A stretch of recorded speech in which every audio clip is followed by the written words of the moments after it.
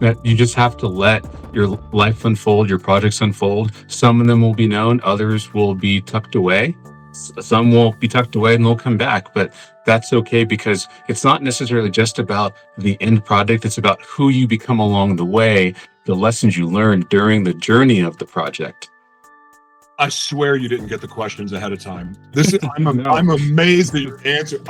Now I'm convinced I've got to turn this show into a book too, because You should. this episode alone is, gosh, the answers are so good. Okay.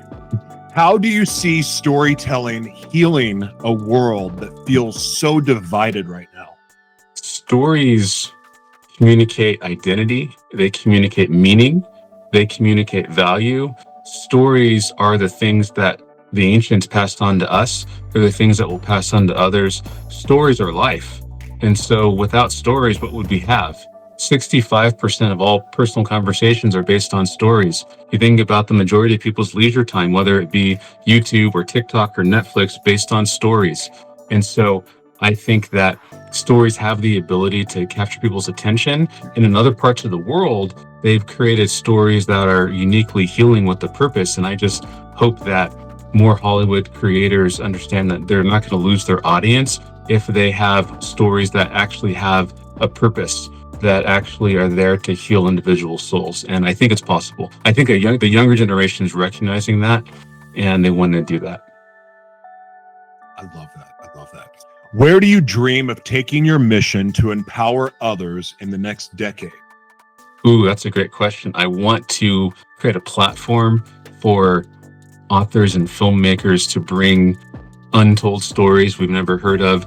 We've seen remake and sequel after sequel. There's a reason for that in Hollywood, and it's an institutional conservatism. It's also a fear. People don't want to lose their jobs, and so they take the safe bets, but they're failing. And so to be able to create a platform where we're bringing new stories, and so I'm working on some things now for that, and been talking to some people and working on some projects to really usher in kind of a new era.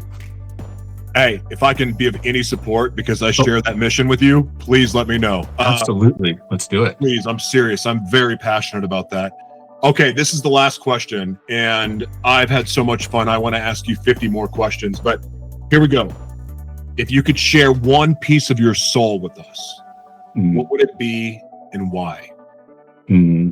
Say that the most important thing we can learn about life is allowing ourselves to be loved by God. Because when we allow ourselves to be loved by God, He transforms us more into His image, into the image of love. And that's the best gift we can give to others, is us being the most loving version of ourselves. But we have to receive love first before we can give love. And the world needs more love. And so whatever our profession, it's not about what we do, it's about who we become along the way. That's always been the purpose. Who are we becoming? And if we're made in the image of God, He is love. So we're made in the image of love.